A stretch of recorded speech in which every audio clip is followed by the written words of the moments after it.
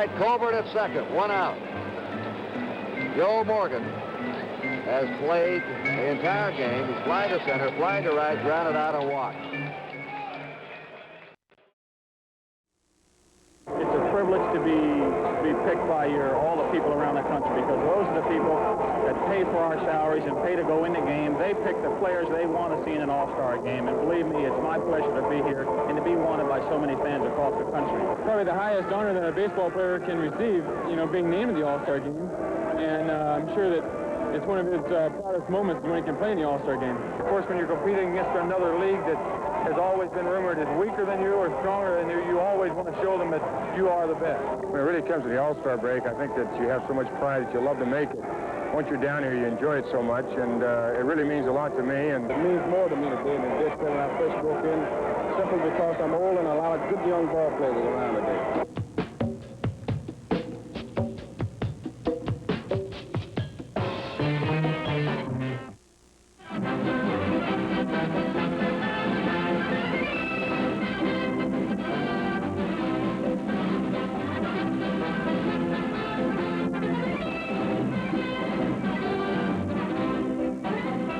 The Major League's cream of the crop gather in Atlanta, Georgia for some Southern hospitality and the 1972 All-Star Games.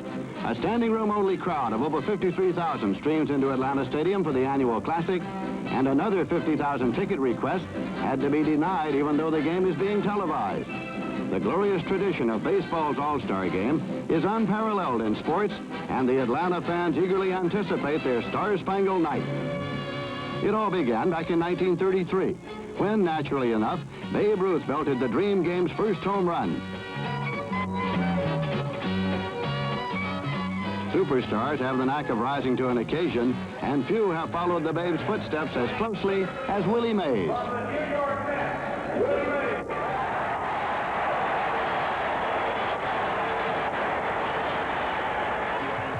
No one player has dominated All-Star competition the way Willie Mays has.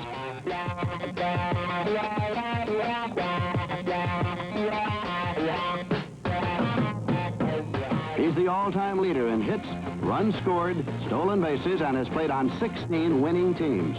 This performance in 1963 is typically Willie as he steals twice, scores 2 runs, drives in 2 more, and puts the icing on the cake with a game-saving defensive play.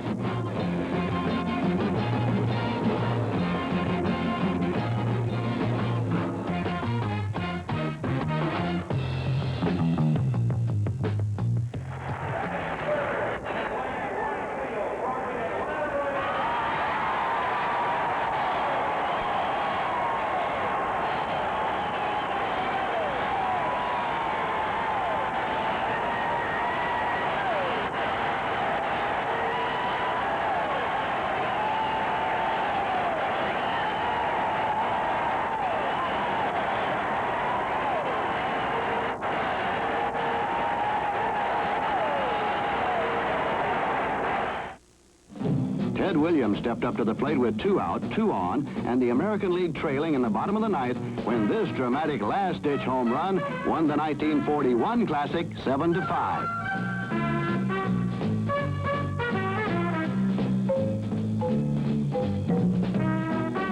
Then in 1946, Williams spearheaded a 12-0 American League rout with a 4-for-4 performance, including 2 home runs and 5 RBIs. Ted's second 4-bagger came off Rip Sewell's famous blooper pitch.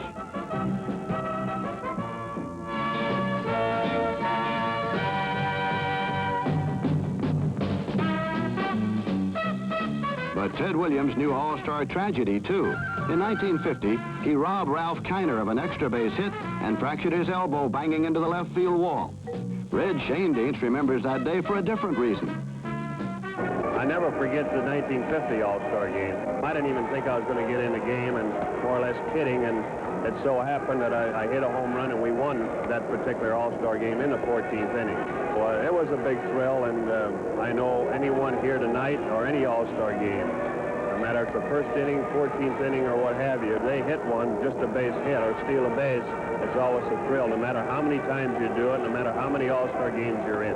Probably the All-Star game that stands out in my mind is the one that was in St. Louis, and it was 104 degrees. We had a full crowd, and I think about the third inning, everybody was just dropping like flies because of the heat frustration. We played 10 innings that game, and the reason it stands out because Brooks was playing third base, and he robbed me of 3 base hits, and he made such great plays, and that's when I realized that's why they call him the human vacuum cleaner. Brooks Robinson may have swept up individual honors, but the National League won again on a Maury Wills single in the 10th inning.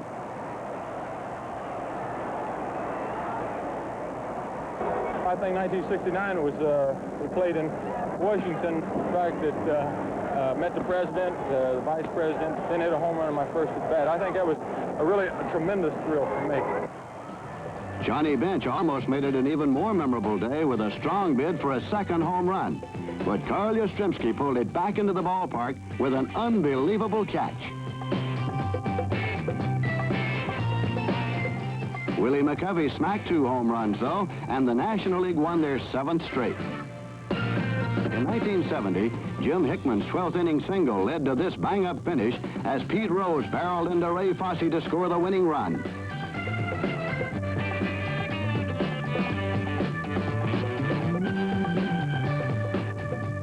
'71 was long ball night in Detroit as Johnny Bench, Henry Aaron, Frank Robinson, Harmon Killebrew, and Roberto Clemente connected. But the granddaddy of them all belonged to Reggie Jackson. Well, the first thing naturally that came to my mind is I hit a few home runs before in Major League Baseball. When I did hit that one, I kind of knew it was out of the ballpark. I don't think there was any question when it was left to the back. Jackson's tremendous clout helped put the American League back in the win column, halting an 8-game losing streak. Commissioner Bowie Kuhn, future stars, and a demonstrative Atlanta crowd welcomed baseball's newest Hall of Famers, Buck Leonard, Early Wynn, Lefty Gomez, and Sandy Koufax. And the 1972 All-Star Game is ready to go with National League starter Bob Gibson of the Cards facing leadoff hitter Rod Carew of the Twins. Carew hits a bouncer between first and second. Joe Morgan makes the play to Gibson covering, and Carew is out. The Yankees' Bobby Mercer is the next man to face Gibson. Mercer pops it straight up. And Johnny Bench, the people's choice as the game's top vote getter, makes the call. 2 down.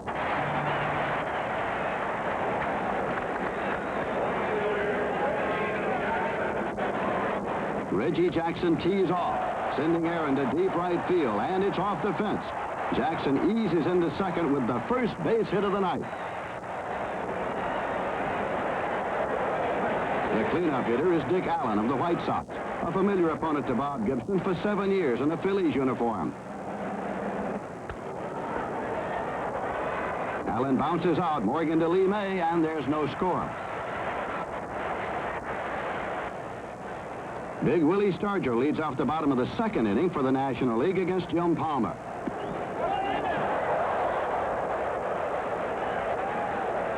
Stargell reclaims his elusive bat in time to work the Orioles right-hander for a walk to become the first base runner for the National League. Palmer stares down at the ever-dangerous Johnny Bench.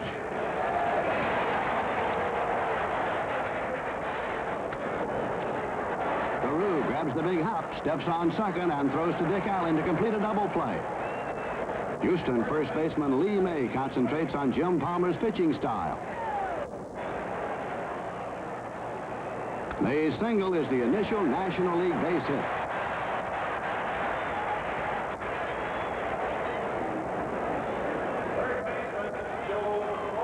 Joe Torre is up with Don Kessinger on deck. Palmer nails Torre on a half-swing strikeout to end the inning.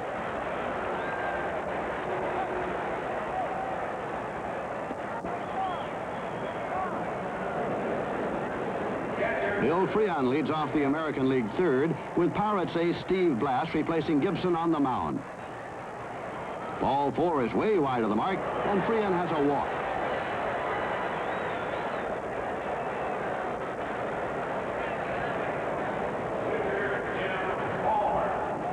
Jim Palmer squares to butt and successfully moves free into scoring position on the sacrifice. Glass faces the top of the order, Rod Carew.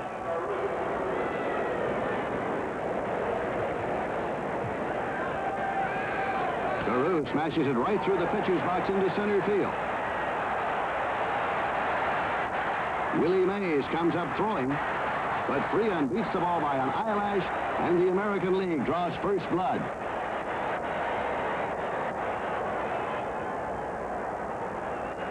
Carew, a good base-stealing threat, leads off first with Bobby Mercer at the plate.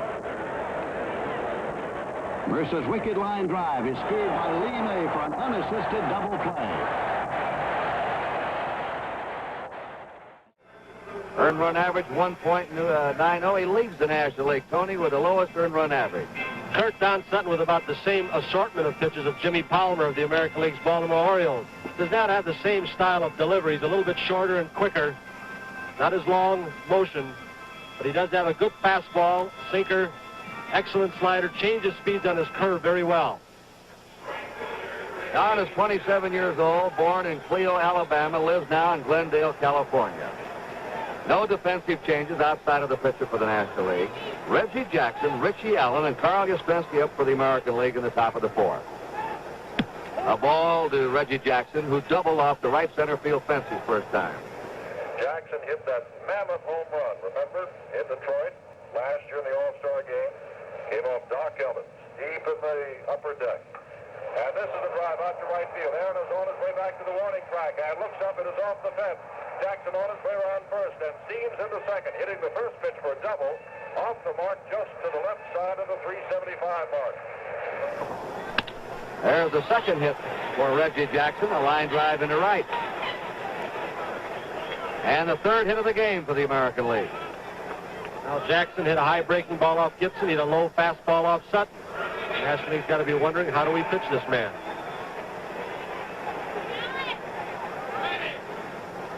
I think we'll see tonight Danny Murtagh making more pitching changes.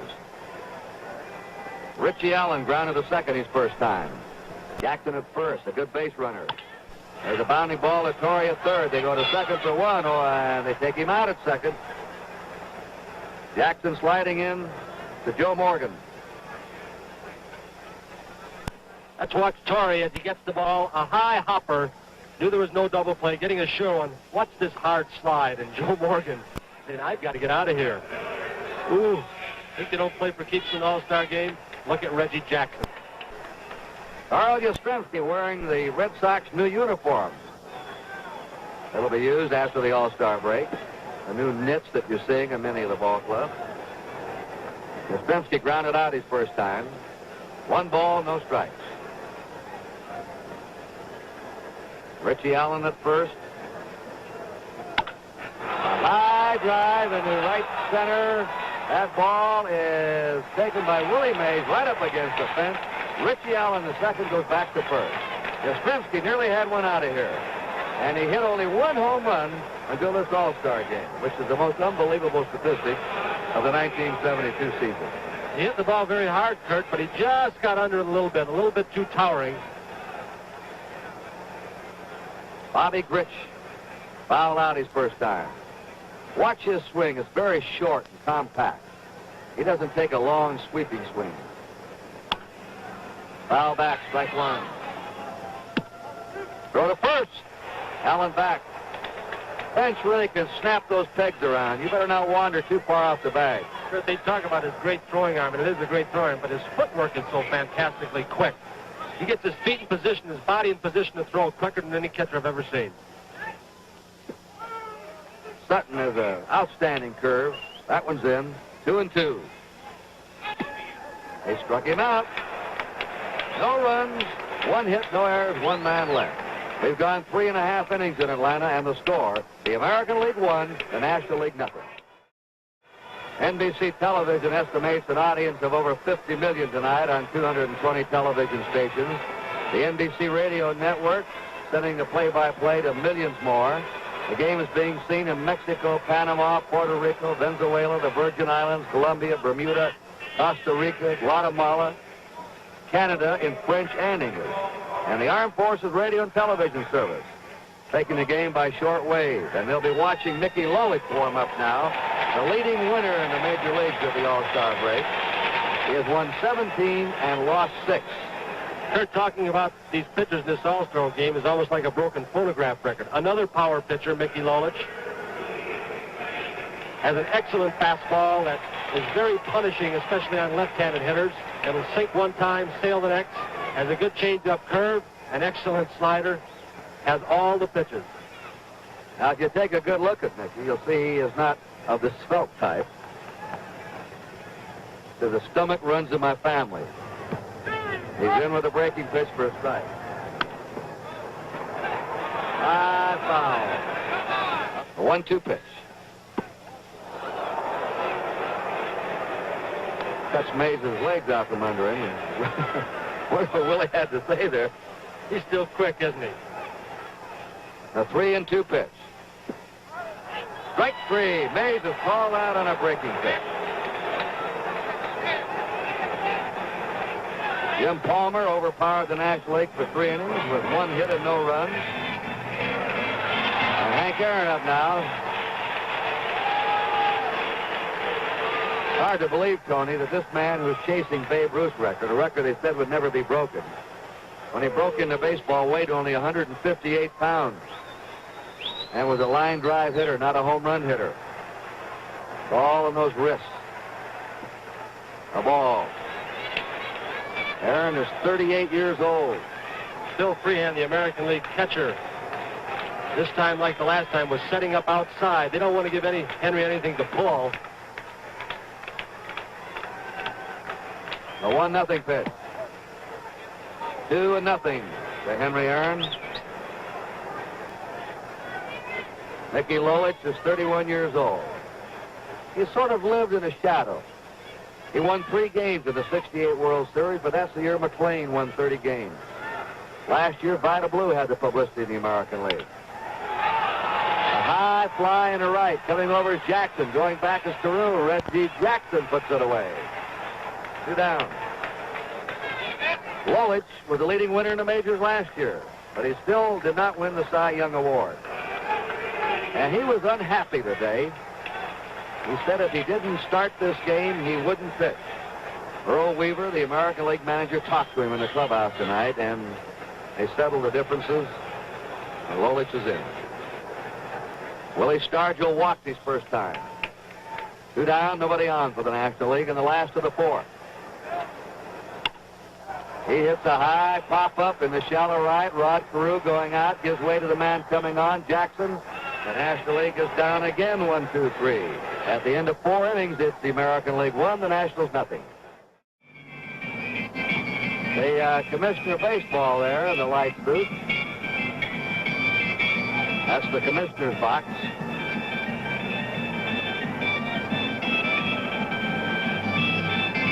And in the top of the 5th inning, Robinson, Freehan, and Lolich. Brooks Robinson has been selected the most valuable player in the regular American League season of '64 for the All-Star game in '66 and the World Series of 1970. He's touched all the bases as the most valuable player. Don Sutton drops the curve in for a strike. Steve Carlson now starting to warm up in the National League bullpen. And also 2 catchers, Sam Guillen and Ted Simmons. High fly, shallow center. Joe Morgan, the second baseman, backpedaling, puts it away, and we have 1 down. Bill Freehan walked his first time. A high drive out in the left center. Willie Mays with his basket catch waiting. There it is. 2 down. Mickey Lolich. He hit a home run in the World Series against the Cardinals in '68. There's a long fly ball. Way back, it might be out of here. Home run! Holy cow! How about that one? Mickey Lolich, with one of the lowest lifetime batting averages in Major League history, has just hit one out of the ballpark. Goodbye, Mickey, in the American League at the top of the 5th. We've gone halfway. In a 4.5, it's still the American League 1 and the National League nothing. A no-hitter doesn't automatically qualify a pitcher for the Hall of Fame. However, every major leaguer who pitches a no-hit game receives recognition in the Baseball Museum at Cooperstown, New York. The display includes the caps worn by all no-hit pitchers since 1967. Visit the Baseball Hall of Fame at Cooperstown, New York. Outside of the pitching, the American League made its first defensive change. Sal Bando replaces Brooks Robinson at third base, and he'll bat seventh in the American League lineup. Johnny Bench grounded into a double play his first time. A high drive deep down the line. That one may go foul. Foul ball by a couple of yards. Started down the line and then hooked. Base hit to left field. Yastrzemski up with it, and Bench is on. That's the second hit for the National League.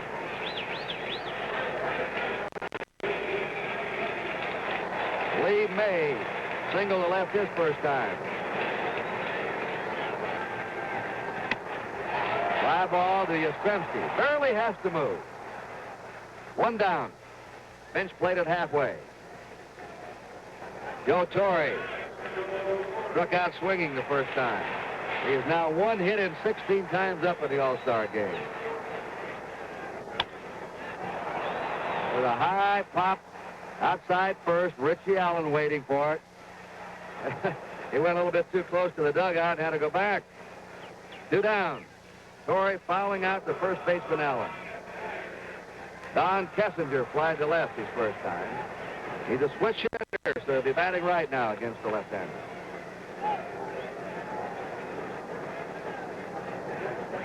Five Cub players on the All-Star team. Oakland led with 6 players, the Major League team with the most players in this All-Star game.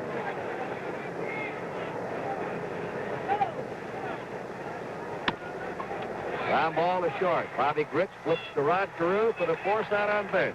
No runs for the National League. 1 hit, 1 man left. We've gone 5 innings. There's your score. 1-0 American. We have a new left fielder now, Billy Williams for the National League. Replacing Willie Mays in center field is Cesar Cedano. At shortstop, Chris Spire. Kessinger leads the game. Sanguillen goes behind the plate, replacing Johnny Bench. And Steve Carlton, who leads the major leagues in strikeouts this season, is now on the mound. Carlton has struck out 201 batters. He's won 14 games with a last-place team, lost 6, an earned run average of 2.48. And his home plate umpire, Stan Landis, now talking to Earl Weaver. Weaver with his lineup card, his pencil out. He's getting all the changes in the National League All-Star lineup. And most importantly, the positions in which they will bat. We'll get those for you as soon as the message is relayed up to us as to the position these National League players, these replacements, are hitting in. Cedano is going to bat second. Place of Mays. Billy Williams will bat cleanup. Carlton is going to bat 8th. And Spire will hit 9th.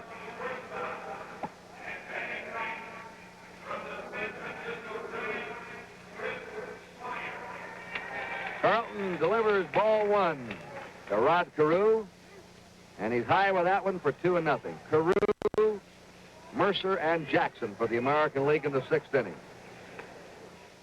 Danny Murtagh, the only manager of an All-Star game who retired and was called back to run an All-Star game, a supreme tribute to him. Managed the Pirates to the World Championship last year. It's ball 3. Danny retired because of his health. He's now scouting for the Pirates in their minor league system. Carew is grounded out in single, and he walks. He doesn't waste any time as the ball rolls back to the backstop. Sanguillen had to hustle to retrieve it because Carew with his feet could have gone right on to second base.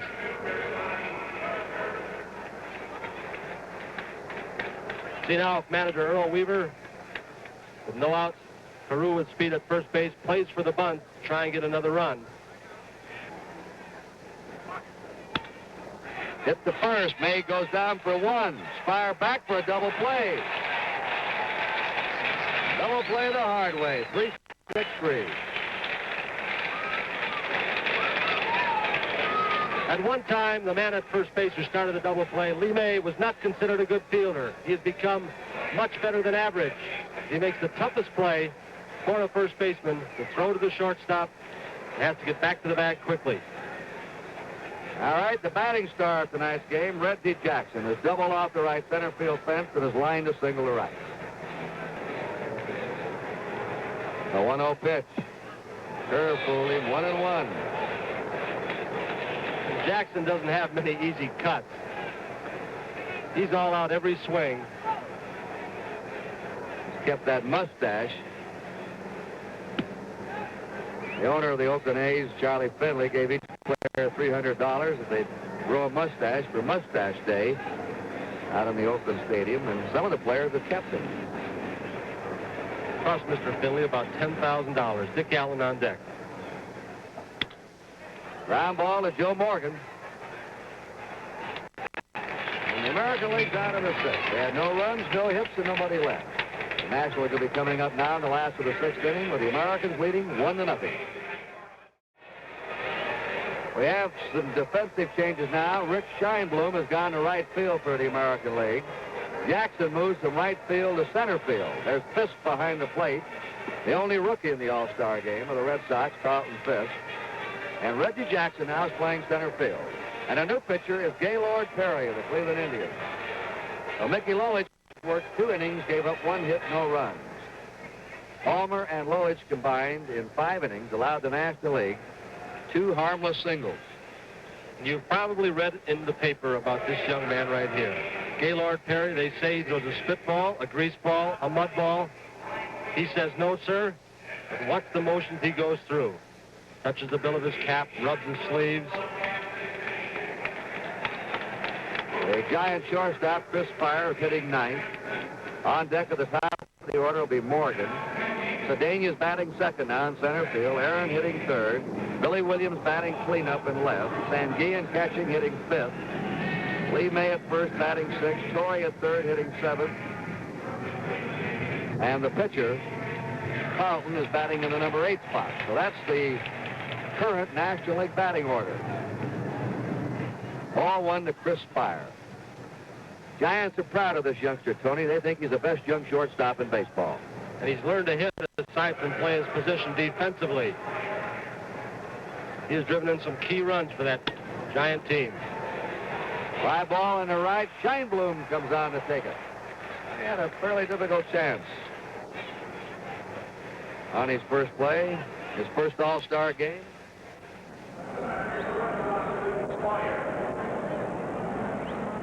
Spire bloops a soft fly into right field. Richie Scheinblum comes galloping in to make the catch.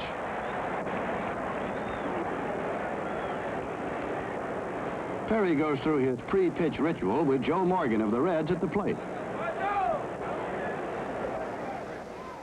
That's the little gestures he goes through. There's a ground ball. Carew up. Over to Richie Allen. 2 down. Well, I don't know what he's throwing, but he's throwing something this year. He's won 16 games and lost 8. He's not playing with a power-hitting ball club. And he has the lowest earned run average in the American League, 1.83. If he does throw a pitch with a foreign substance on it, I can tell you what it looks like. Comes up to the plate almost like a knuckleball, almost no rotation, but it's as hard as a fastball. And about a foot or 2 in front of the plate, it just, the bottom drops out. Here's the youngest player in this game, and he leads the majors in batting. Cedano of the Houston Astros, hitting .355. A strike. The Sporting News polled the players who they would have voted for this year in the All-Star game, and this fella got the most votes of any National League player by his peers. Perry's pitch. Change up, wrapped in the left field by the shortstop for a base hit. He's fast, makes the turn and hold. Cedano, I don't think there's a doubt about it, is the coming superstar of baseball. Cesar Cedano of the Astros is next. Cedano laces a single to left, only the third National League hit of the night. His manager, Harry Walker, says he has more ability than any young player he ever saw come to the big leagues. And remember, Harry Walker once managed and coached Roberto Clemente. All right, Henry Aaron has been called out on strikes and flied out. No matter what you call it, hammering Hank, Hank the Hammer, bad Henry. He's bad news at home plate to an opposing pitcher. He and Perry, of course, opposed each other many times. Perry most of his career in the National League. Cedano is quite a base stealer. He's at first, 2 down. 1-0, the American League ahead. It's the last of the 6th inning. See Perry shaking off his young catcher, Carlton Fisk. There's a drive in the deep left, way back. It is good, a home run.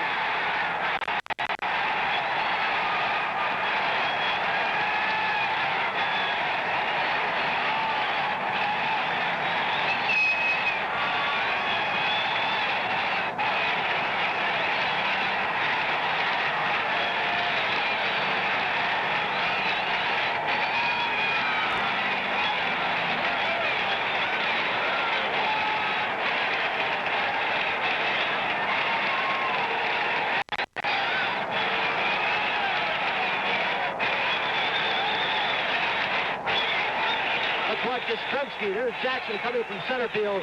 Now watch Jazz. Remember, he made a great catch off bench a couple of years ago in an All-Star game. Now he goes up and tries to climb the fence. Ramming into the pole. Jackson coming over, but he could not contain the home run as we look at Chief Oklahoma, giving Henry Aaron a hand. The hometown hero, Henry Aaron, sets his sights.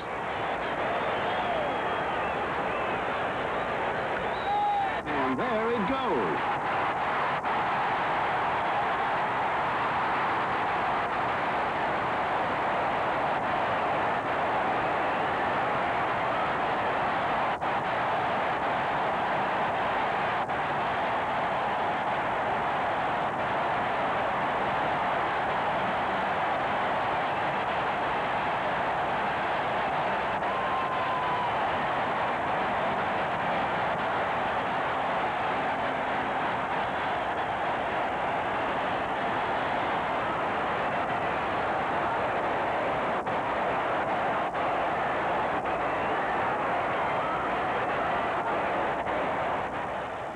Replay shows Gaylord Perry shaking off the first sign, then shaking off a second before getting the signal for the pitch he wants.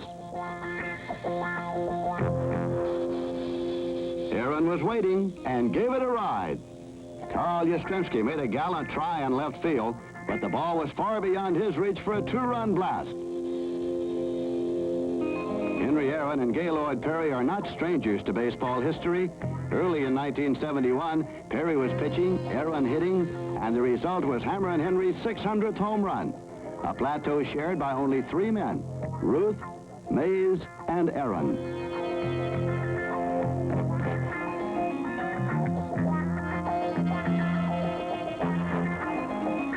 So Henry Aaron propels the National League into a 2-1 lead in Atlanta. One swipe of the bat from Atlanta's Hank Aaron, and the National League takes the lead 2-1. Billy Williams.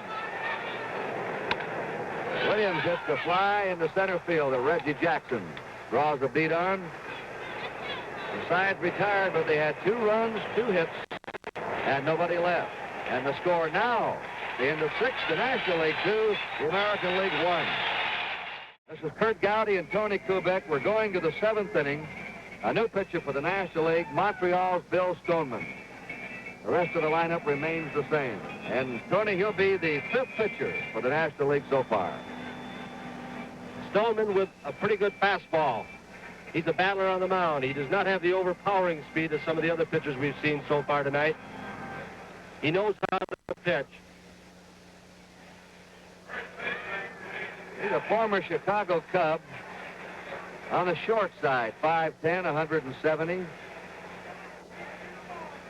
28 years old.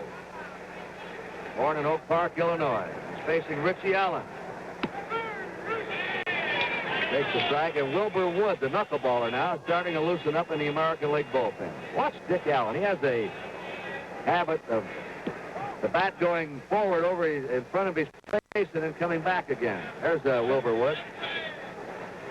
Allen has what you might consider a buggy whip swing. Swings that big 40-ounce bat, as does Manny Sanguillen. Big bounding ball to shortstop Chris Spire. Throw to Mahan, there's one down, and Allen failed to get the ball out of the infield. We're going to pause briefly for station identification. This is the NBC Television Network. This is WMAQ TV, Chicago.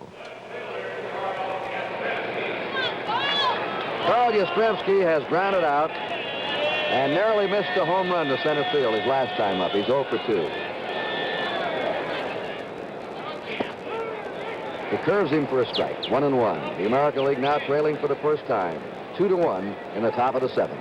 If you look at Yastrzemski, you might notice he has begun to choke up on the bat just a shade. He holds his hands very high, as does Bobby Tolan of the National League. 1-2. He's always taken one of the hardest swings in baseball. Hitting the ball more to left field this year than he has in the past. More like when he came up, Kurt, when you first saw him. That's right. The first year with the Red Sox, he used to hit about 80% of his shots to left and left center. Then he turned into a pull hitter. And he strikes out on a fastball. 2 down.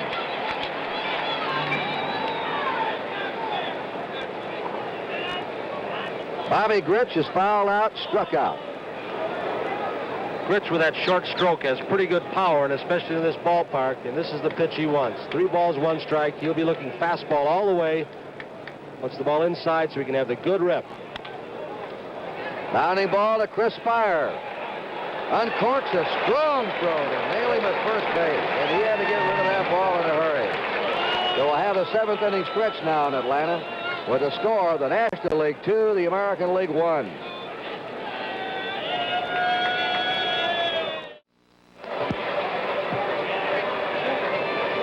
We have a couple of more changes for the American League. Joe Rudy is in left field now. Oakland's Joe Rudy replacing Carl Yastrzemski. And Norm Cash has taken over at first base for Richie Allen. We'll find out where they're going to hit in the lineup.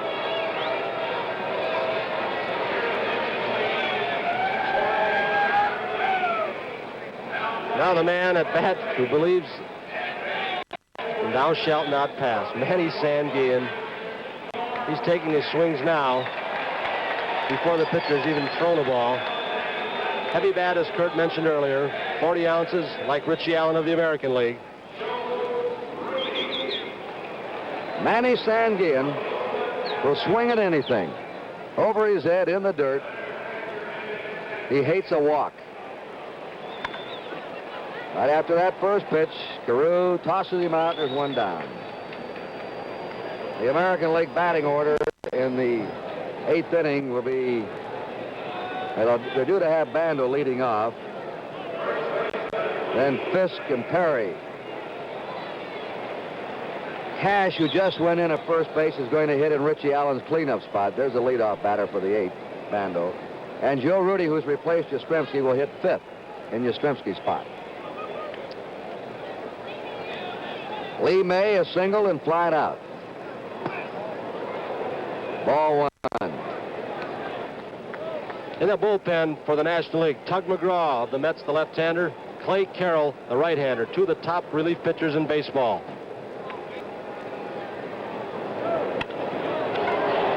A high fly to Reggie Jackson in center. 2 down. Notice Jackson is wearing the yellow top of his Oakland A's uniform. Joe Rudy, the left fielder, wearing a green top. Yes, and they have white uniforms, too. They have 3 different types of color uniform. Joe Torre is struck out, fouled out.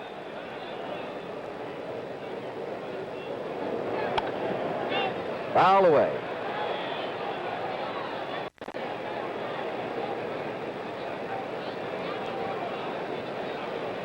53,107. The paid attendance was announced before the game started. It was sold out. Over 20,000 tickets returned. A solid hit to left by Torrey. Joe Rudy flips back to the infield.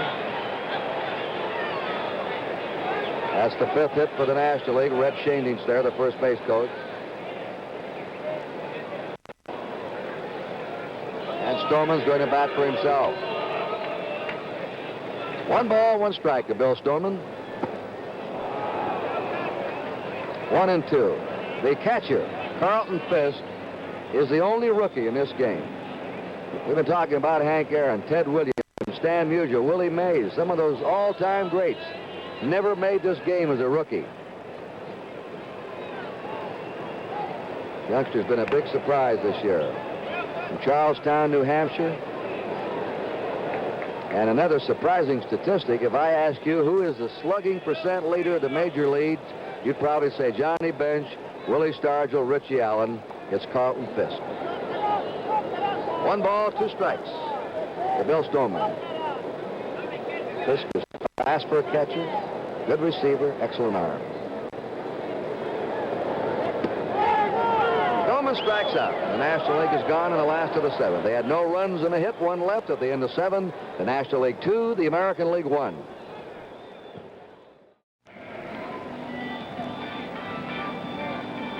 We have a new third baseman for the National League, Ron Santo. He's the only change. And the American League in the 8th inning, Danny Murtagh trying to get someone positioned. And now, Al Oliver is going out to the outfield, and I think Murtagh had a reason for doing it this way.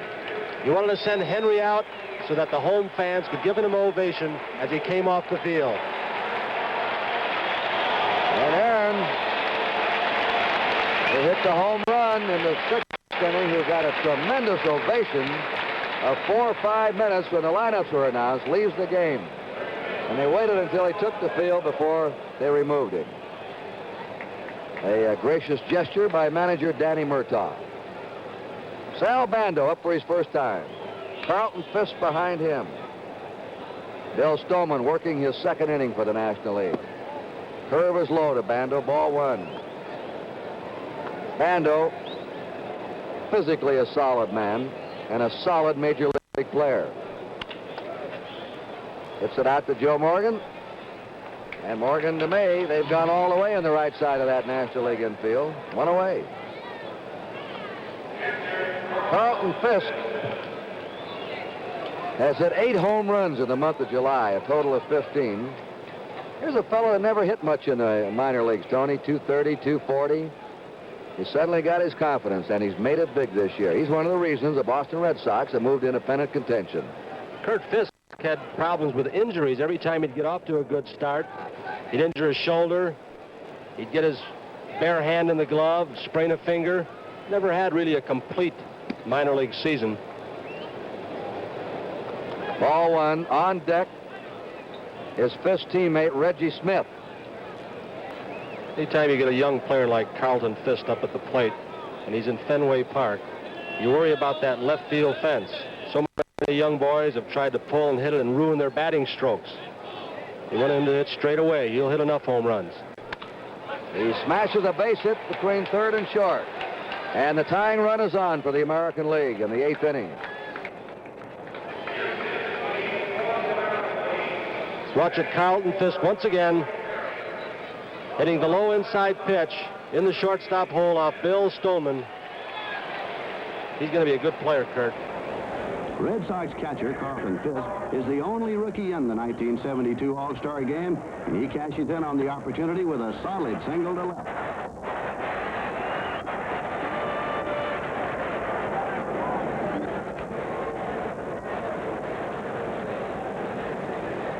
Switch hitting Reggie Smith, who is a late replacement for the injured Amos Otis of the Kansas City Royals. Smith has power from either side. 1 out, a runner on first, 2-1 National League in the top of the 8th. Strike 1 to Smith.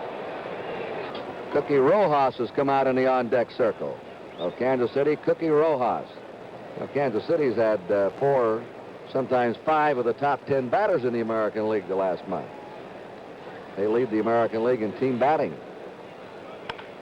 Foul back. 1 ball, 2 strikes to Reggie Smith. Struck him out on a off-speed pitch that had Reggie Smith badly fooled. 2 down. Our next Monday night baseball telecast will be 8 o'clock Eastern Daylight Time from Tiger Stadium, Detroit. The Red Sox and the Tigers. Cookie Rojas batting .298. We're talking about that Kansas City Ball Club, which has emerged as quite a hitting team. Their entire outfield now ranks 1, 2, 3 in batting in the American League. Scheinblum, Piniella, and Otis. Rojas looks at a curve at the knees for a strike. Kurt, you've got to wonder if manager Earl Weaver is trying to get Rojas in the game, or if something happened to Rod Carew. This would be completely against percentages, of course. Carew is a left-hand hitter, been on base twice, yet he's taken out of the ball game. He may have injured himself. Rich Scheinblum's on deck. Rojas hitting for Rod Carew at the top of the American League batting order. 1 ball, 1 strike. Carlton Fisk at first, 2 down. Tug McGraw, the left-hander, Clay Carroll, the right-hander, up once again for the National League All-Star team. Gene Mock, who said of Cookie Rojas when he managed him at Philadelphia, this is the best all-around ball player and most unselfish player he has ever seen. Gives himself up. And he hits a drive to deep left. Back, and that ball is gone. A home run by Cookie Rojas. Rojas, the one player you think would not hit the long ball in the late innings, has done it to put the American League out in front now, 3-2.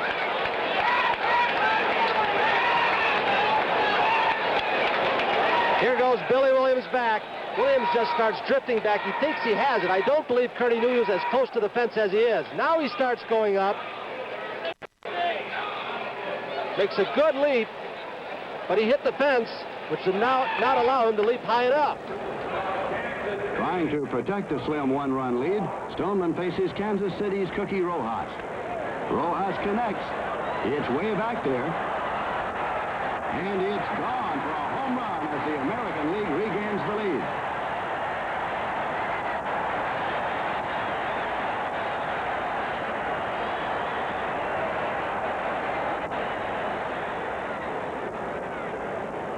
On the replay, keep your eyes on left fielder Billy Williams. Williams drifts back, and bumps into the fence just as he makes his leap with the ball barely clearing his glove. Cookie Rojas' 2-run home run makes the score American League 3, National League 2 in the middle of the 8th inning. Had he gotten back more quickly, he may have caught the ball. Rich Scheinblum up for the first time. There he is, Rojas with the glasses. He just put the American League out in front. He's hit only 2 home runs all year, but he hits a big one for the American League in the top of the 8th inning. And all the RBIs tonight for the American League have come from the leadoff spot, Carew and Rojas. Ball 3. There's Earl sitting in the background, Gaylord Perry to his left. Norm Cash, the front of your screen, waiting his turn at bat. Perry's off the hook now. That one's hit to Lee May, steps on the bag to retire the side. The American League in the 8th inning had 2 runs, 2 hits. There were no errors, nobody left. We're coming to the last of the 8th, the American League 3, the National League 2. Knuckleballing Wilbur Wood now, and the most difficult job in this ballpark now rests on the shoulders of a rookie catcher, Carlton Fisk, who has the big soft glove now. I don't know if he's ever caught a knuckleballer before, but what a job he'll have, especially with men on base. Cookie Rojas has gone to second base. Wilbur Wood of the Chicago White Sox has won 15 and lost 10. Taking a look at that big glove, Paul Richards of the Baltimore Orioles now of the Braves, of course, started the big glove trend with Hoyt Wilhelm. Now Wood carries his own along for his catcher. Chris Spire leads it off. He's fly to right his first time. He's batting in the number 9 spot. Joe Morgan will be on deck at the top of the order, then Cesar Cedano.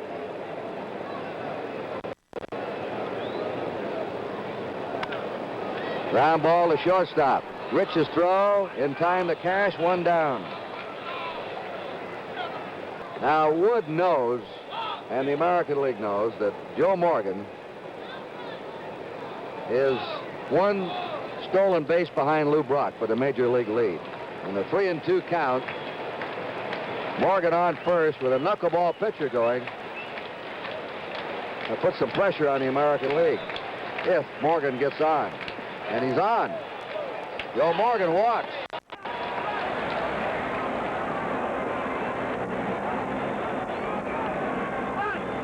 Cesar Cedano comes up with Al Oliver on deck. Joe Morgan takes his lead and takes off. There he goes. And he's on second. There you are with a knuckleball. Fisk couldn't handle it cleanly, and the tying run's now on second for the National League. Morgan steals second without drawing a throw. Goes Fisk now out to talk to his pitcher, Wilbur Wood. Had Fisk hung on to the ball, Kurt, I still do not believe he would have had a chance to get Joe Morgan. The ball was way inside. He did a good job just stopping it. It almost hit Cedano. 2 balls and 2 strikes. Now a hurry-up call to the American League bullpen for warm-up action. There's Oliver. 2 Baltimore Oriole pitchers start to warm up. Dave McNally, a left-hander. Pat Dobson, a right-hander. The 2-2 pitch. Struck him out with a knuckler. 2 down. And Carlton Fisk is behind the plate, really battling the knuckleball. You hit it right on the head, Kurt, when you said this boy is under extreme pressure having to catch Wood in his rookie season with just a 1-run lead and a guy like Morgan on second base. Here's one of the flock of outstanding hitters the Pirates have, Al Oliver, batting .320, 8 homers, 60 RBIs. It's a lot of doubles in the gap. He pops it up. Sal Bando, the third baseman, says, "I've got it." And he does. And Wood pitches out of the jam. No runs for the National League, no hits. They left 1. They've gone 8 innings. It's the American League 3, the National League 2.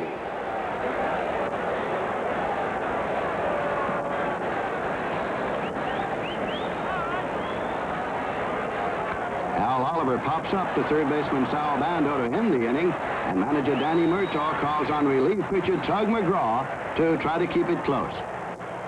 As I started warming up in the last time I warmed up, I knew that I had a chance to be in the ball game because there was a lot of left-handed hitters coming up, and so I was really concentrating more or less on making good pitches.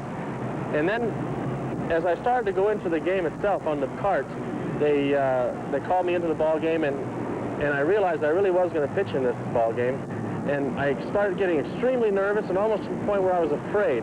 But then I realized that they chose me to be here. I deserve to be here. I'm a good ball player. There's no reason to be afraid if I can get these guys out. And so I just more or less talked myself into being confident. McGraw's with a strike. Jenkins, the right-hander, nearest to you. Tom Seaver on the far side of the National League bullpen.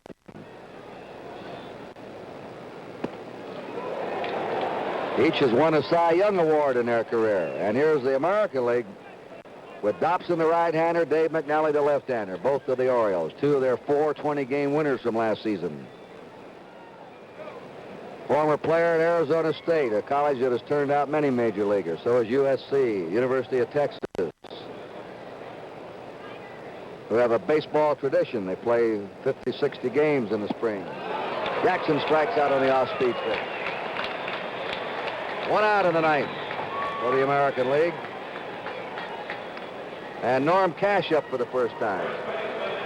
Tug McGraw has won 3, lost 4, has saved 15 games and has already set a new Met record for saves in a season, and we're just at the All-Star break. The National League in the last of the 9th inning. Billy Williams, Manny Sanguillen, and Lee May are their scheduled batters. Williams, Sanguillen, and May. Strike 3. Doug McGraw struck out 2 here in the 9th. Confidence plus a sharp screwball sends Reggie Jackson down swinging.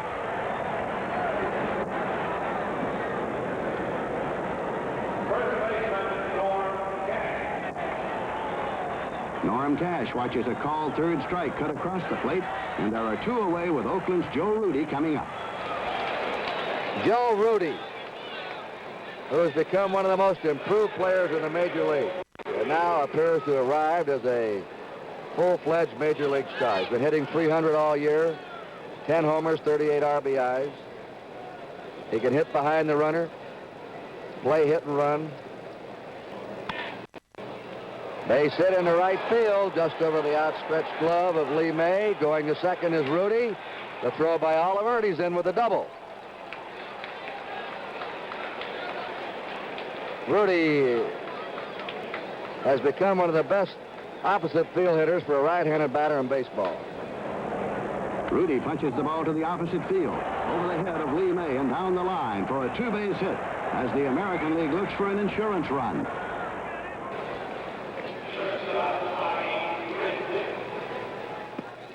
And Gritz strikes out. McGraw struck out the side in the 9th. No runs for the American League. 1 hit and 1 man left.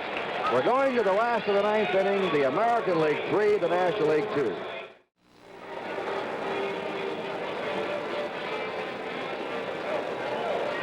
The last of the 9th inning. 2 years ago in Cincinnati, the National League was 3 runs behind. They tied it up and finally won the game in 12. They're trailing by 1 run tonight. And they'll have Billy Williams, Manny Sanguillen, and Lee May facing the Chicago White Sox, Wilbur Wood. Right-handed pinch hitters in the dugout for the National League are Nate Colbert, the only one left. Left-handed pinch hitter left is Lou Brock, and a switch hitter, Ted Simmons. They have 3 players available for pinch hitting. Who needs a pinch hitter with Williams, Sanguillen, and May coming up, and then Sano. Billy Williams flied to center his first time, and he rifles one off the top of the mound into center field for a base hit. The tying run is on for the National League in the last of the 9th inning. Billy Williams whistles a shot through Wilbur Wood's legs into center for a leadoff single, and the predominantly National League crowd comes to life.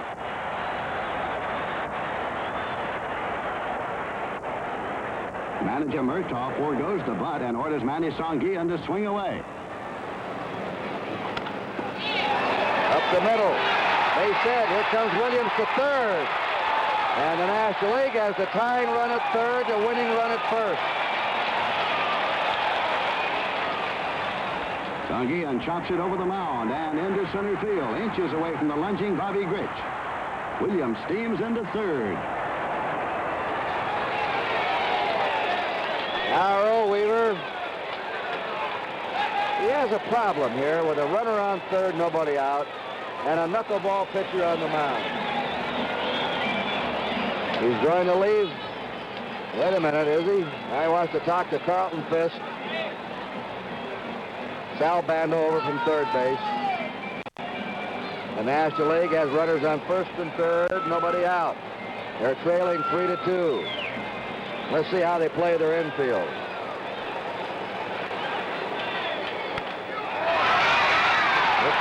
Short, they've got 1. The tying run has come in. A force out at second. Coming in to score, Billy Williams, and the game is tied 3-3. There goes Sanguillen. Rich had to cut that one off on a high bounce. He had no other play. Right there for the force out on Sanguillen. Lee May hits one into the hole. Rich makes a pretty play to force Sanguillen, but Williams carries the tying run across the plate. So Lee May gets credit for a run batted in, and he is now the winning run at first base with 1 away. Ron Sano up for the first time. It's a Bando up. Nice play. 1 over and 2. And we're going to extra inning. Cedano into the double play around the horn. Third to second to first. 1 run for the National League. 2 hits. Nobody left. At the end of 9, it's 3-3. Juan Santo bounces to third. Bando to Rojas to Cash for the round-the-horn double play, and the 1972 All-Star Game heads into extra innings.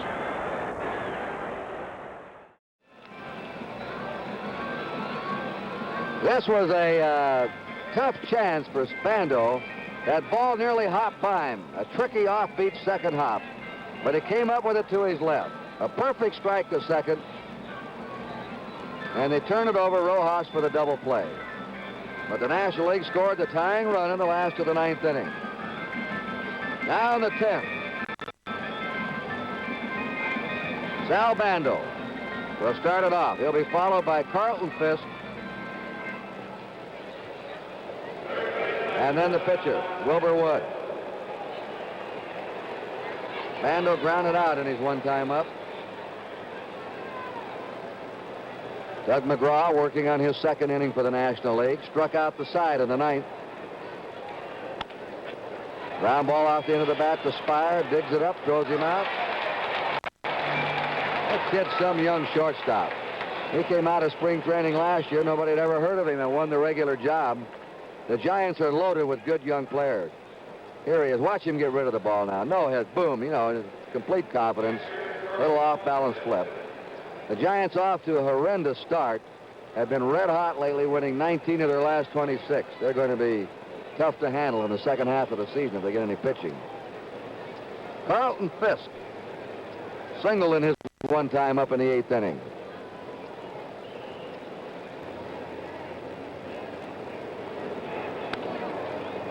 Fisk on the fastball fouls it back. 1 ball, 2 strikes. Look at Fisk. It's hard to believe that his nickname is Pudge. But as a youngster, he was on the pudgy side. And all the kids up there in Charlestown, New Hampshire, put the lifelong nickname of Pudge on him. The slender raw bone kid now. Struck out on an off-speed curve. 2 down. Lou Piniella now hitting for Wilbur Wood, one of the 3 Kansas City outfielders in the top 3 of the American League in batting, with an average of .317, 9 homers, 46 runs batted in.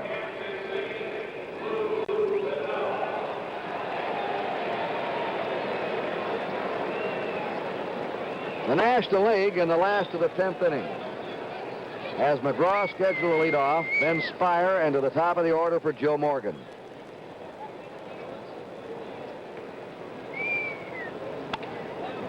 Slow grounder to Spire. Up and over, and they're out 1, 2, 3. Well, we're going to the last of the 10th inning with a score tied 3-3. The Royals' Lou Piniella gets a pinch hitting call.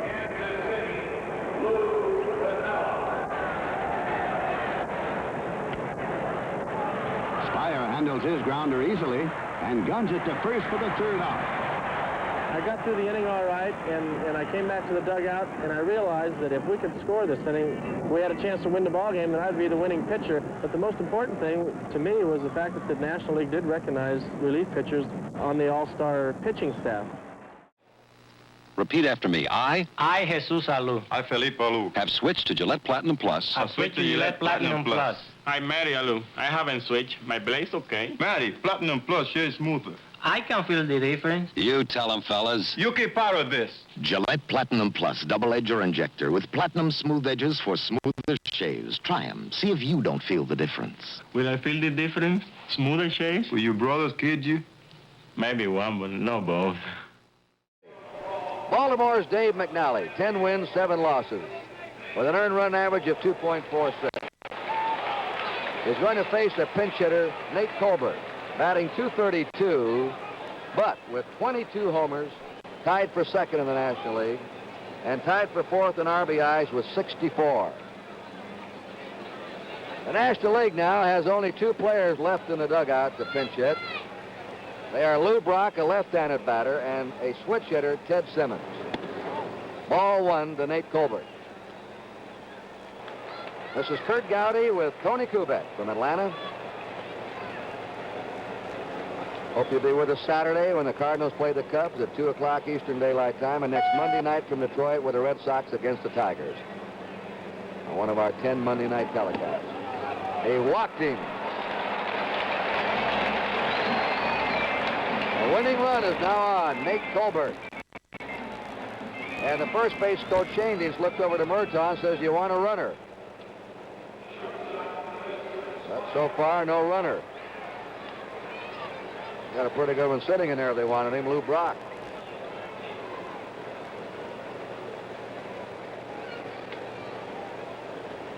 Chris fires, fly to right, and grounded out.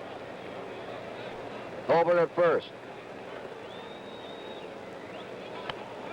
The bunt, it's a good one. McNally to Rojas, sacrifice.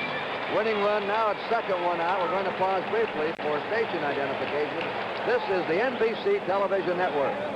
Baltimore starter Dave McNally is the new American League hurler, and he walks pinch hitter Nate Colbert to open the bottom of the 10th.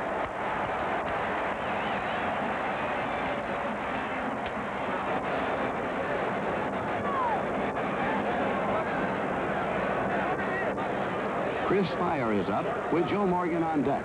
And this time, Danny Murtagh calls for the sacrifice. Spire gets the job done, and Colbert carries the potential winning run to scoring position with 1 out. Joe Morgan and Dave McNally go head-to-head.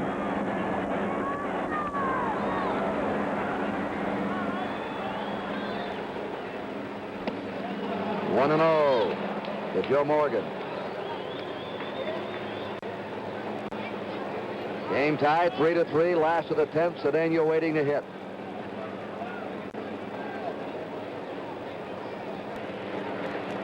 Two and nothing to Joe Morgan. Nate Colbert at second, 1 out. Throws, drive into right field. Down to complete side blown. Here comes Colbert. The ball game is over. National League wins 4-3.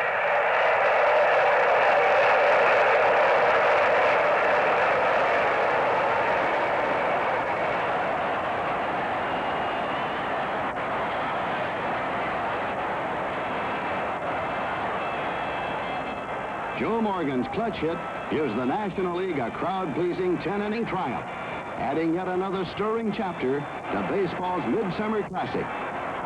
But even more than that, the 1972 All-Star Game will best be remembered as the night the fans honored the pride of Atlanta, Henry Aaron.